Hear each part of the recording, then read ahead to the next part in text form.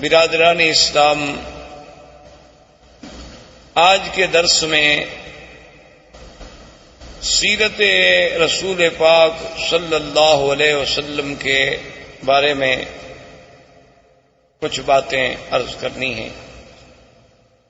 حضور صلی اللہ علیہ وسلم کے انس و جن کے لیے مبعوث ہونا، حضور صلی اللہ علیہ وسلم کی نبوت و رسالت تک قیامت تک کا جاری رہنا، یہ ساری چیزیں اور سارے پہلو اس کے متقاضی ہیں کہ جیسے خود اللہ نے قرآن میں فرمایا ہے کہ میرے نبی صلی اللہ علیہ وسلم کے آنے سے پہلے اس جزیرہ عرب کا اور عرب کے احوال کی کیا کیفیت تھی، تو اس کا پس منظر جب تک ہمیں تھوڑا بہت معلوم نہ ہو تو پھر سیرت کا صحیح مقام جو ہے اس کے سمجھنے تک رسائی حاصل کرنا بہت مشکل ہوگا۔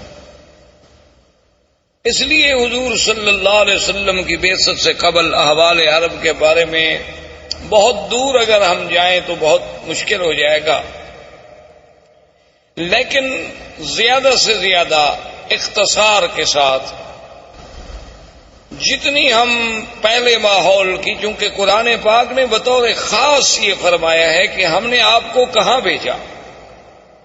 ایک تو فرمایا ہم نے آپ کو امیین میں بھیجا کہ جو بالکل پڑھنا لکھنا نہیں جانتے، جن کے پاس کوئی کتاب نہیں تھی، اور دوسری بات جو اللہ نے آخری آیت میں فرمائی اور بار بار فرمائی کہ وَإِن كَانُوا مِن قَبْلُ لَفِي ضَلَالٍ مُبِينٍ، کہ میرے مدنی صلی اللہ علیہ وسلم آپ کی بعثت سے قبل یہ پورا جزیرہ جو تھا ایک کھلی ہوئی گمراہیوں میں پڑا ہوا تھا۔ تو اس کی تفاصیل میں اگر آپ جائیں تو آپ جانتے ہیں یا آپ نے سنا ہوگا یا پڑھا ہوگا انشاءاللہ، عرب جو ہے اصل میں یہ تین قسم کہلائے جاتے ہیں۔ ایک عرب ہیں بائدہ، اور ایک عرب ہیں عاربہ، اور ایک عرب ہیں مستعربہ۔ یاد رکھیں عربوں کی تین قسمیں ہیں تاریخ میں۔ ایک عرب بائدہ یعنی جو سب سے پہلے عرب زبان، عربی بولنے والے، عربی جاننے والے، بائدہ کہتے ہیں کہ ہلاک ہو گئے، وہ قومیں جو مٹ گئیں اب جن کا نام و نشان بھی باقی نہیں ہے۔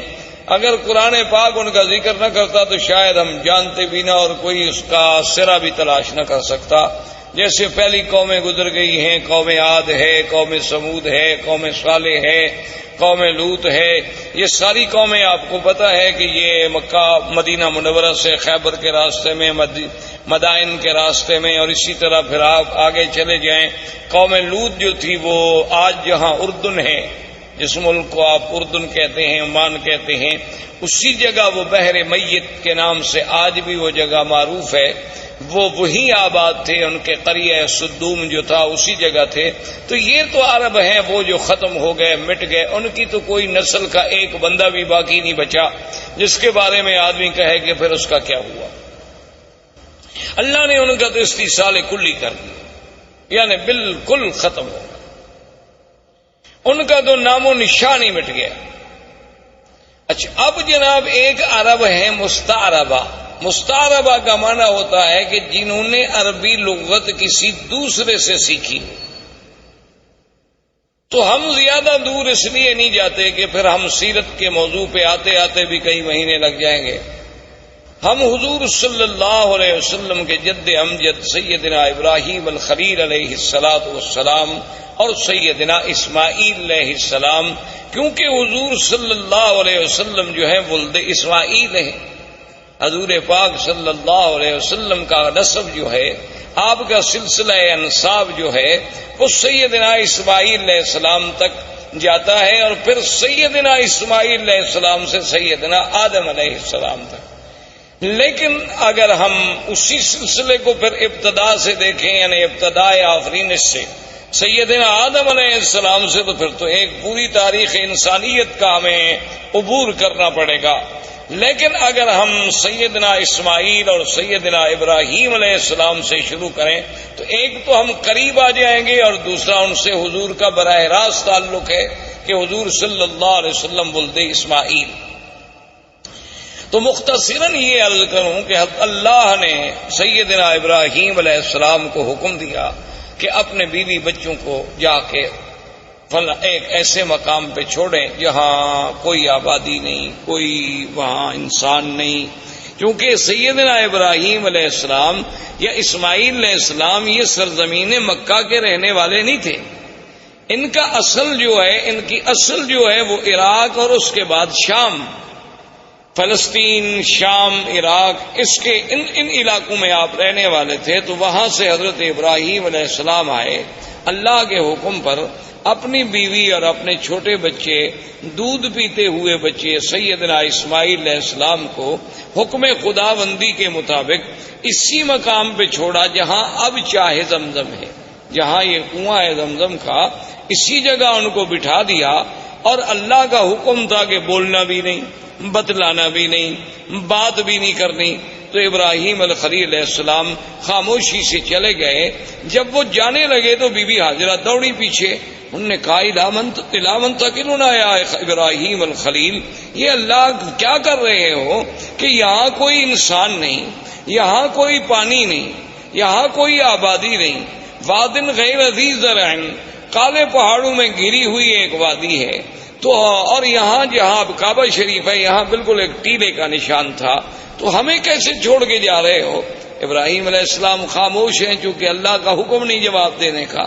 تو آخر بی بی نے مجبور ہو کر یہ جو جنت المعلا جسے آپ کہتے ہیں نا جنت المعلا، یہ اصل میں اس کو معلا کیوں کہتے ہیں کہ یہ کعبۃ اللہ کا سرزمین مکہ کا اونچا حصہ ہے، یعنی یہ اعلیٰ ہے. اعلیٰ معنی بلند، اور یہ جو ہے اسفل، یہ مسفلہ جس کو آپ کہتے ہیں محلہ مسفلہ، اس کو مسفلہ کیوں کہتے ہیں کہ یہ اسفل ہے، یہ یعنی نیچے والا حصہ ہے اور وہ جانب اعلیٰ ہے. اسی لیے جب بھی سیل آتے ہیں تو اوپر سے پانی گرے گا اور اسی مسیال سے مسفلہ سے ہوتا ہوا پھر نیچے چلا جائے گا طریقے ریس سے. تو یہ اعلیٰ جانب تھی، تو اسی لیے وہ جو قبرستان ہے اس کو مومنین کی وجہ سے جنت کا لقب ملا اور جنت المعلا کہلایا.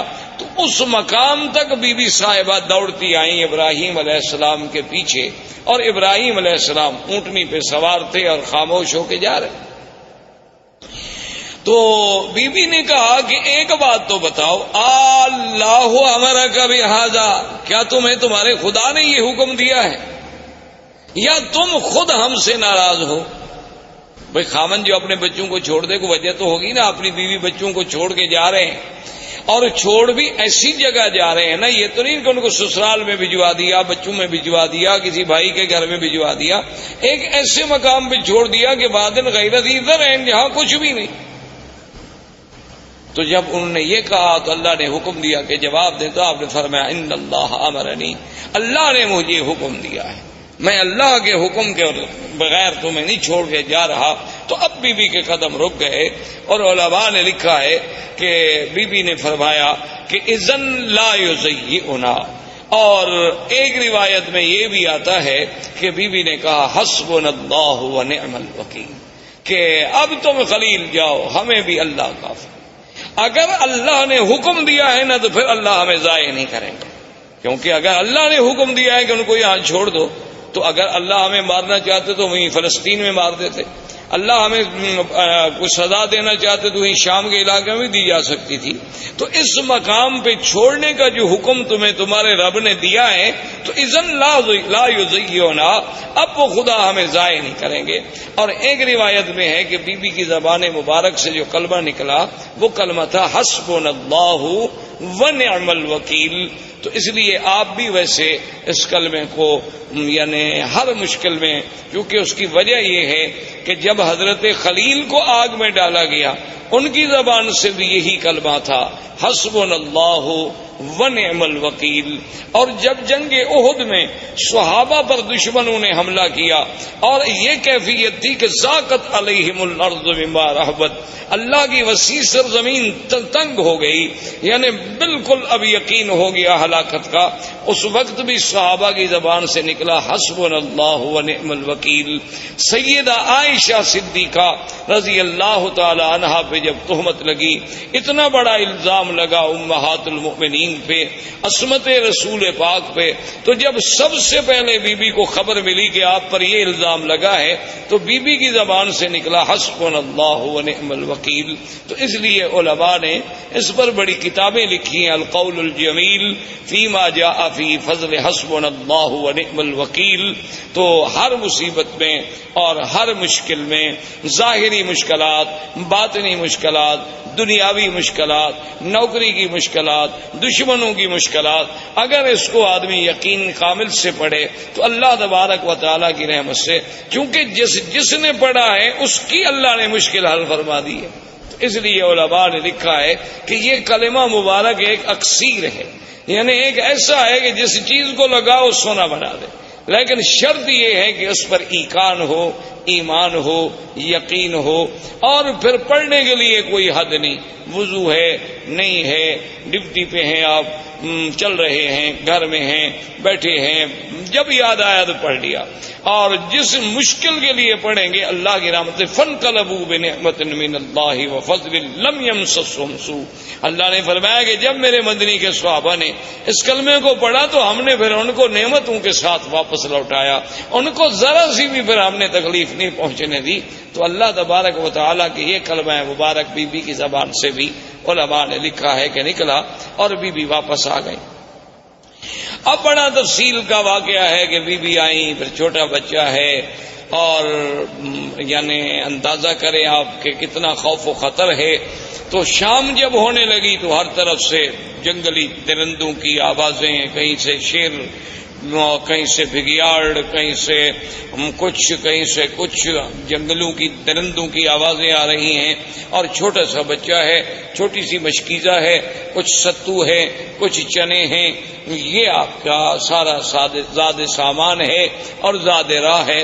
تو مورخین نے لکھا ہے کہ بی بی صاحبہ شام کو جب اندھیرا چھا گیا تو ایک لکڑی لے کے کھڑی ہوئیں اور انہوں نے سارے علاقوں کی طرف توجہ کر کے خطاب کیا کہ اے جنگل کے درندوں، یہاں انسان تو کوئی نہیں جن کو میں خطاب کروں، لیکن ایک بات یاد رکھ لو کہ میں ایک اللہ کے نبی خلیل کی بیوی ہوں اور اسماعیل کی اماں ہوں. تو کہتے ہیں کہ فوری طور پر بی بی صاحبہ کی آواز سنتے ہی تمام جانور خاموش ہو گئے. اور اس کے بعد بلکہ یہ اظہار ہونے لگا کہ مختلف مقام پہ جانور بیٹھ گئے اور خاموشی کے ساتھ، یعنی جو یہ باتیں کرنے لگے کہ بی بی صاحبہ ہم حملے کے لیے نہیں آئے، ہم تو پہرے کے لیے آئے ہیں. کیونکہ اس کی وجہ تھی کہ یہ وہ مسعود وجود تھا، یہ وہ مسعود بچہ تھا جس کی نسل میں پیدا ہونا تھا حضرت محمد الرسول اللہ صلی اللہ علیہ وعلا آلہ واصحابہ وسلم تسلیما کثیرا کثیرا. تو اگر اسماعیل کی حفاظت نہ ہوتی تو پھر یہ سلسلہ حضور تک کیسے پہنچتا؟ تو اصل میں تو یہ سارا نظم جو ہے اسی پاک نبی کے لیے سجائی جا رہی تھی اور یہ منزل اسی لیے بنائی جا رہی تھی.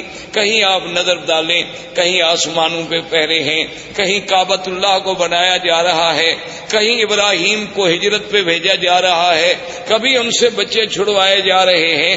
تو یہ ساری چیزیں جب ان پہ نظر ڈالیں گے تو محسوس ہوگا کہ یہ ساری محفل جس کے لیے سجائی جا رہی تھی وہ آنے والے تھے حضرت محمد الرسول اللہ صلی اللہ علیہ وعلا آلہ واصحابہ وسلم تسلیما کثیرا کثیرا. تو اب جناب سیدنا اسماعیل علیہ السلام کا پانی ختم ہوا. بی بی صاحبہ صفا مروہ پہ دوڑی، صفا پہ چڑھی، مروہ پہ گئی، مروہ پہ چڑھی، صفا پہ پہنچی اور 7 چکر لگائے. تو اللہ پاک کو یہ دوڑنا اتنا پسند آیا کہ مسعی جو ہے اس کو قیامت تک کے لیے شاعر اللہ قرار دے دیا گیا. اب جناب بی بی کے کان میں آواز آئی کہ جاء الغوث، کہ اللہ کی مدد آ گئی. بی بی نہ گھبرائیں. تو بی بی صاحبہ کھڑی ہو گئی، انہوں نے کہا کون ہو آواز دینے والے، سامنے آؤ. خیر سامنے کوئی پھر آواز آئی کہ بی بی صاحبہ نہ گھبرائیں، اللہ کی مدد آ گئی. اور اللہ نے حکم دیا کہ جبریل جس جگہ اسماعیل علیہ السلام کے پاؤں ہیں نا اسی جگہ جا کے پر مارو. تو یہاں آ کر حضرت جبریل علیہ السلام نے اپنا پر مارا اور یہاں سے چشمہ زمزم کا پانی نکلا. تو یہ زمزم کا پانی جو ہے اس میں اب آپ دیکھیں یعنی کئی نعمتیں شامل ہو گئیں. ایک تو یعنی جبریل علیہ السلام کا پر ہے، اور دوسرا اللہ کے نبی اسماعیل کے پاؤں ہیں، اور تیسرا اس میں ایک بڑی نعمت ملی ہے کہ حضور صلی اللہ علیہ وسلم نے آمنہ کے لال نے جب پیا تو آپ نے پینے کے بعد پانی بچا کے برتن میں ڈالا اور اپنا لعاب مبارک ڈالا، اور اس کے بعد حکم دیا کہ اس کو بھی زمزم میں ڈال دو، تاکہ وہ اسماعیل سے جو سلسلہ ہے نبوت کا جیسے زمزم ہے اسی طرح وہ سلسلہ بھی جڑ جائے کہ قیامت تک امت کو زمزم ملے کہ اللہ کے فرشتے کا پر ہو، میرے دادے کے پاؤں ہوں اور محمد مدنی کا لعاب ہو. اس لیے علماء نے لکھا ہے کہ زمزم کا پانی جو ہے وہ جنت کے پانی سے افضل ہے، حوض کوثر سے افضل ہے، یعنی جنت کی نہروں سے افضل ہے. انہوں نے کہا اس کی وجہ یہ ہے کہ جنت کی نہریں تو اللہ کے حکم سے پیدا ہو گئی نا، کن ہو جا بس ہو گئی، اور اسباب کی حد تک تو وہاں کوئی چیز ہی نہیں. حکم دیا گیا کہ جنت بن جا، بن گئی، حکم دے دیا نہریں جاری ہو جائیں، ہو گئی. لیکن یہاں تو اسباب بھی ہیں کہ دو نبی اکٹھے، ایک رسول نوری ہے جبریل، وہ بھی رسول ہے، قاصد ہے اللہ کا، اور ایک پیغمبر حضرت اسماعیل، اور تیسرے پیغمبر سیدنا محمد الرسول اللہ. تو ان سب چیزوں کے جمع ہونے سے زمزم کو جو فضیلت ملی وہ جنت کے پانی سے بھی زیادہ بڑھ گئی. تو اس لیے علماء نے لکھا کہ جب معراج پہ جانے سے قبل حضور پاک کا سینہ مبارک کھولا گیا تو ہر چیز جبرائیل جنت سے لائے لیکن پانی زمزم سے دیا، جو دلیل تھی اس بات کی کہ پانی زمزم کا افضل ہے، ورنہ اگر اور کوئی پانی افضل ہوتا تو وہاں سے پانی لانا جبریل کے لیے کیا مشکل تھا. جنت سے جب تستم من ذہب سارا سامان جنت سے لائے، آپریشن کے سامان سارا جنت سے لائے، ٹانکے لگانے کے لیے دھاگا سارا جنت سے آیا، ہر چیز جنت سے لائی گئی، لیکن پانی زمزم کا استعمال ہوا کیونکہ افضل رسول کا افضل دل جو تھا وہ افضل پانی سے دھل سکتا تھا.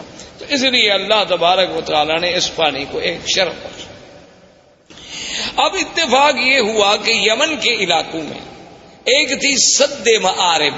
سد کہتے ہیں بند، جیسے بڑا بند ہوتا ہے نا جی، جیسے آپ ڈیم بناتے ہیں اور آگے بند لگاتے ہیں، تو انہوں نے بھی ایک بہت بڑی سد بنائی تھی، جیسے سد اسکندری، جیسے سد یاجوج ماجوج، جیسے آپ سمجھیں دیوار چین. اسی طرح ان کی ایک سد معارب کہلاتی تھی. وہ اتفاق کی بات ہے کہ ٹوٹ گئی. جب سد معارب ٹوٹ گئی تو پانی پھیل گیا، پانی تو ختم ہو گیا، وہ پانی رکتا تھا اور اس سے وہ سال ہر سال استفادہ کرتے تھے. تو جب پانی ختم ہو گیا تو اب یمن کے قبائل جو تھے وہ نکلے مختلف علاقوں میں آباد ہونے کے لیے کہ ہم کہاں جائیں. وہاں سے چلتے چلتے قبائل آئے کہ پانی ڈھونڈیں، کسی ایسی جگہ جائیں گے جہاں ہمیں پانی ملے تاکہ وہاں ہم رہ سکیں، رہائش کر سکیں، کیونکہ پانی اگر نہ ہو تو آدمی زندہ نہیں رہ سکتا. اللہ نے قرآن پاک میں بھی یہ بات واضح فرما دی کہ وَجَعَلْنَا مِنَ الْمَاءِ كُلَّ شَيْءٍ حَيٍّ. اللہ نے فرمایا ہم نے ہر چیز جاندار کی جان جو ہے وہ پانی کے ساتھ معلق رکھی، اسی پانی سے ہم نے اس کو زندہ کیا. تو پانی وجہ حیات ہے، پانی مردہ زمینوں کی حیات ہے، مردہ انسانوں کی حیات ہے. تو ڈھونڈتے ڈھونڈتے قبیلہ جرہم، یہ یمن کا قبیلہ تھا اور یہ عرب تھے. بنو جرہم جو تھے یہ تو خالص عرب تھے کیونکہ یہ تو یمن سے تھے. تو یہ قبیلہ جرہم جو ہے پانی تلاش کرتے کرتے کرتے جب مکہ مکرمہ کے قریب آیا تو دیکھا کہ کچھ پرندے اڑ رہے ہیں. اچھا یہ قاعدہ ہے کہ جہاں پانی ہو تو وہاں پھر پرندے آتے ہیں، ان کو بھی احساس ہوتا ہے کہ کوئی ہمیں پانی والی جگہ ملے. تو انہوں نے جب پرندوں کو اڑتے ہوئے دیکھا تو قبیلہ جرہم نے آپس میں مشورہ کیا. انہوں نے کہا کہ بھئی یہاں تو ہم نے کبھی پرندے اڑتے نہیں دیکھے، یہ کیا ہے، تلاش کیا جائے. اپنے آدمی بھیجے تو انہوں نے کہا کہ ہاں وہاں تو پانی ہے، ایک بڑا چشمہ ہے اور وہاں ایک بوڑھی عورت بھی بیٹھی ہے اور ایک بچہ بھی ہے. تو انہوں نے کہا کہ ٹھیک. وہ قبیلے کا قبیلہ سارا یہاں پہنچا.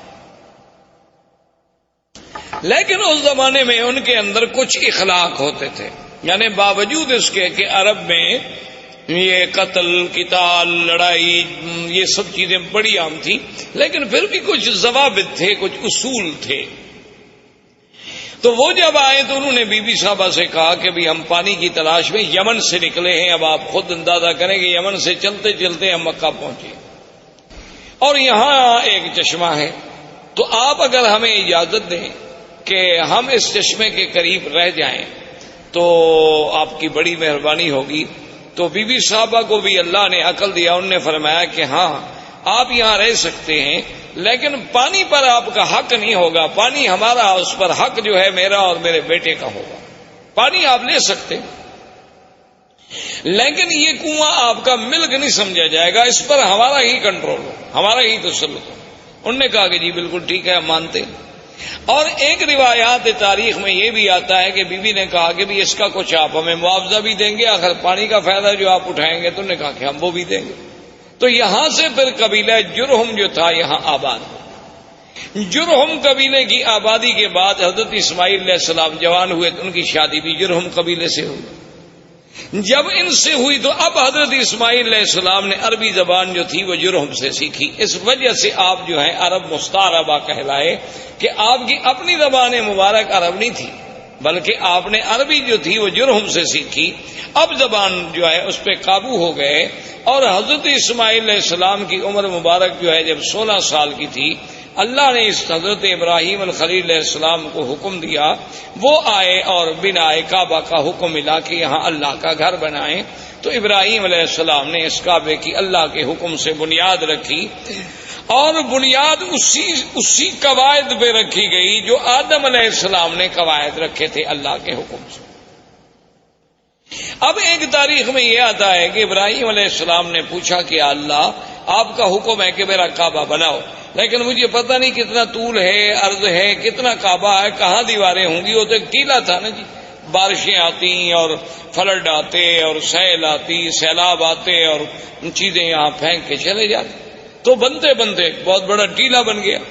تو اللہ نے حکم دیا کہ ہم آسمان پر بادل کا ایک ٹکڑا بھیجتے ہیں، جہاں جہاں بادل کا سایہ ہو سمجھ لو گی یہ جگہ کعبہ ہے، اور جہاں سایہ نہیں ہوگا تو وہ جگہ کعبہ نہیں، اسی جگہ تم نشان لگا لو۔ تو کعبۃ اللہ کے اوپر ایک سایہ ایسے جیسے سائبان کھڑا ہو جاتا ہے، یعنی وہ کھڑا ہو گیا، اور حضرت اسماعیل علیہ السلام، حضرت ابراہیم اور اسماعیل علیہ السلام نے نیچے کعبۃ اللہ کے نشان لگا۔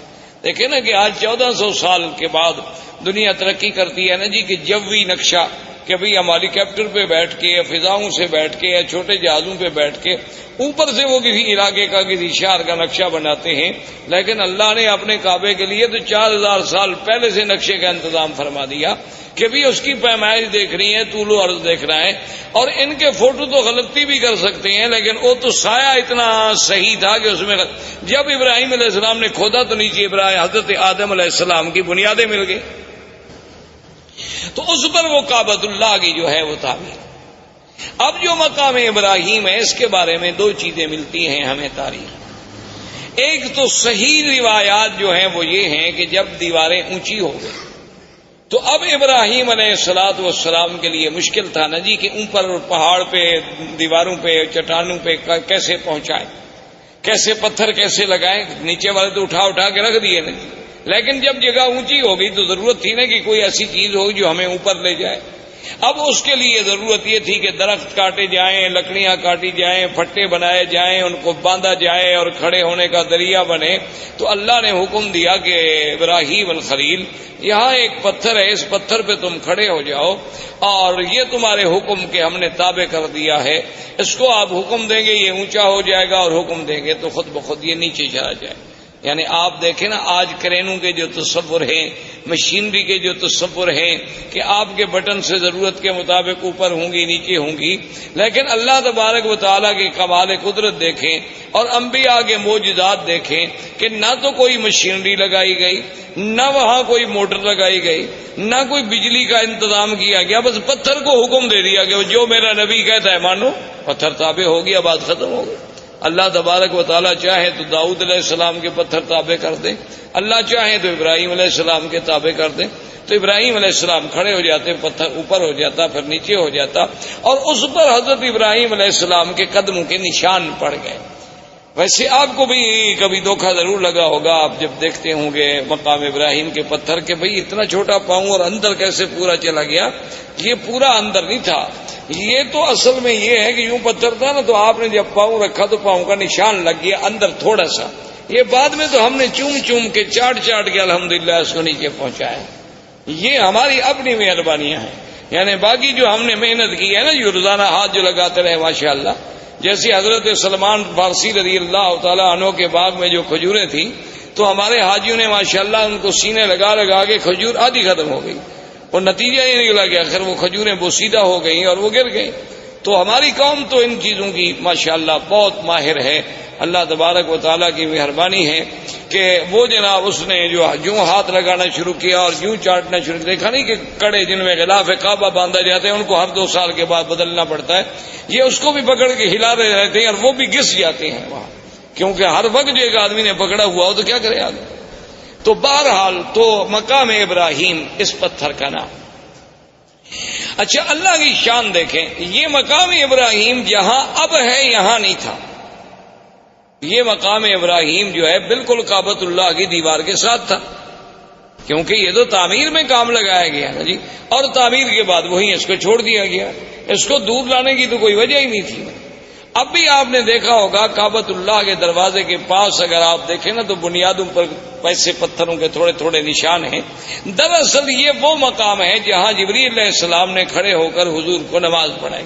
یہ مقام امامت جبریل علیہ السلام ہے. کعبۃ اللہ کا دروازہ جہاں ختم ہوتا ہے تو نیچے آپ ذرا بنیاد پر نظر ڈالیں تو وہاں آپ کو ایسے 4-5 ٹکڑے پتھروں کے عجیب عجیب سے لگے ہوئے نظر آئیں گے اس کی بنیاد میں. تو یہ وہ جگہ ہے جہاں سیدنا آقا انعامدار سرکار دو عالم صلی اللہ علیہ وسلم کو جبریل نے نمازیں پڑھائیں، 5 اول وقت میں اور 5 آخر وقت میں. تو یہ بھی وہ نشان جو تھا رکھا گیا. اچھا اسی کے ساتھ اب تو مطاف مبارک کو ٹھیک کیا گیا. پہلے آپ نے دیکھا ہوگا چھوٹا سا ایک نشان لگتا تھا کہ جیسے یہاں کچھ جگہ نیچی ہے، تو یہ وہ جگہ تھی جہاں کعبۃ اللہ کے لیے مٹی اور گارا بنایا جاتا تھا کعبۃ اللہ کی دیواروں کو لگانے کے لیے. تو یہ وہ مقام تھا جہاں سیدنا ابراہیم علیہ السلام نے مٹی بنائی اور اس کا پانی ڈالا تاکہ پتھروں کو جمانے کے لیے اس مٹی سے فائدہ اٹھایا جا سکے. اچھا اب خدا کی شان ہے کہ جہاں کا موجودہ حالت میں مقام ابراہیم ہے، اس کی وجہ یہ ہوئی کہ ایک دفعہ سیل آئی بڑی زبردست، سیل فلڈ سیلاب، وہ آیا اور وہ مقام ابراہیم کو بہا کے لے گیا، یعنی اتنا دور کر دیا اس پتھر. تو اب صحابہ اکٹھے ہوئے کہ بھی اس کا کیا حل کیا جائے، اس کو وہاں لے جائیں جہاں اپنے اصل مقام پہ تھا، یا اس مقام ابراہیم کے حجر ابراہیم کو ہم یہاں رہنے دیں. اب یہاں پہنچ گیا ہے تو صحابہ نے مشورہ کیا ابھی وہاں لے جانے سے کعبۃ اللہ کے طواف کرنے والوں کو رکاوٹ بنے گی، کیونکہ وہ دیوار سے تھوڑے فاصلے پر تھا. اگر یہاں دور ہو گیا تو اچھی بات ہے، کافی درمیان میں فاصلہ ہے. اس وقت تو تصور اتنے لوگوں کا ہوتا تھا نا جی، یہ تو بعد میں الحمدللہ اللہم زد فزد کہ ہر سال اللہ کی رحمت سے عدد جو ہے بڑھتا جا رہا ہے اور انشاءاللہ قیامت تک بڑھتا چلا جائے گا. تو اس جگہ تو صحابہ کا مشورہ یہ طے ہو گیا کہ اب اس کو نہ چھیڑو، اب اس کو اسی جگہ رہنے دو، ورنہ ہر دور میں جو بھی آئے گا اس کو تبدیل کرے گا. کوئی کہے گا یہاں کر دو، کوئی کہے گا یہاں لگا دو، یا اللہ نے پہنچا دیا اسی جگہ رہے. لیکن آپ حیران ہوں گے، حکمت دیکھیں خدا کی. آج بھی ہمیں تواریخ سابقہ، تاریخ عالم کو جب آپ کھولیں تو ان میں یہ باتیں ملتی ہیں کہ بے عین ہی اسی جگہ ابراہیم علیہ السلام جب کعبۃ اللہ بنا رہے تھے نا تو یہاں کھڑے ہو کر دیوار کو دیکھتے تھے کہ دیوار سیدھی ہے کہ نہیں، کیونکہ ان کے پاس کوئی آلات تو تھے نہیں اور نہ پہلے زندگی میں کبھی عمارت بنائی تھی. وہ تو اللہ کا حکم تھا نا کہ تعمیر کر دو. تو یہی جگہ تھی، وہ پتھر سے اتر کے آتے نا، جیسے آپ مکان بنا رہے ہو تھوڑا دور کھڑے ہوں گے نا دیوار کے قریب، تو آپ نہیں کھڑے ہوں گے. وہ آگے دیکھتے بھی دیوار ٹھیک ہے، پتھر ٹھیک ہے، کوئی پتھر آگے کوئی پتھر پیچھے تو نہیں. تو اللہ کو بھی وہی جگہ منظور تھی کہ سیلاب بھی آیا تو اس پتھر کو اسی جگہ لے آیا، ورنہ وہ چاہتا تو یہاں سے دور لے جاتا. لیکن اللہ تبارک و تعالیٰ کی شان ہے تو وہ دونوں مقام ابراہیم بن گئے. واتخذوا من مقام ابراہیم مصلی، ایک تو اس سے مراد وہ پتھر اور ایک اس سے مراد وہ مقام جہاں ابراہیم علیہ السلام کھڑے ہو کے کعبۃ اللہ کی عمارت کو دیکھا کرتے تھے. تو اللہ تبارک و تعالی نے اس جگہ کو بھی یعنی اتنی بڑی عظمت بخشی، اتنی بڑی شان بخشی کہ وہ قیامت تک کے لیے قرآن میں آیا. اور مصلی خلیل، مصلی حبیب سیدنا محمد رسول اللہ صلی اللہ علیہ وسلم جو ہے بن گیا۔ اب یہ سیدنا ابراہیم علیہ السلام نے کعبہ بنایا، اللہ نے ندا کا حکم دیا کہ کعبہ بن گیا ہے، لوگوں کو حج کے لیے پکارو۔ تو اس ندا میں بھی اقوال ہے، بعض علماء فرماتے ہیں اسی حجر ابراہیم پہ کھڑے ہو کے ابراہیم علیہ السلام نے ندا دی، بعض علماء فرماتے ہیں کہ جبل ابی قبیس، یہ جو پہلا جس قریب پہاڑ ہے نا جس پہ اب محلات ہیں، یہ پہاڑ ابی قبیس جو، اور اللہ کی شان ہے کعبۃ اللہ اول بیت، یہ دنیا میں سب سے پہلا گھر، اور ابی قبیس اول جبل وضع فی الارض، یہ دنیا کے پہاڑوں میں سب سے پہلا پہاڑ ہے جو زمین پہ رکھا گیا۔ تو ابھی قبیس پہ کھڑے ہوئے، اور ایک روایت میں ہے کہ حضرت ابراہیم علیہ السلام عرفات میں جا کے عرفات کی پہاڑی پہ کھڑے ہو کے آپ نے ندا دی، ایک روایت یہ بھی آتی ہے۔ تو وہاں سے اللہ نے ان کی ندا کو پوری دنیا میں کائنات میں پہنچا دیا۔ تو اب ابراہیم علیہ السلام تشریف لے گئے، حضرت اسماعیل علیہ السلام یہاں رہے، حضرت اسماعیل علیہ السلام کی شادیاں ہوئیں، اس طریقے سے اللہ تبارک و تعالی نے سرزمین کو آباد کیا، اور اس پورے علاقے میں ما سوائے دین توحید کے اور کوئی دین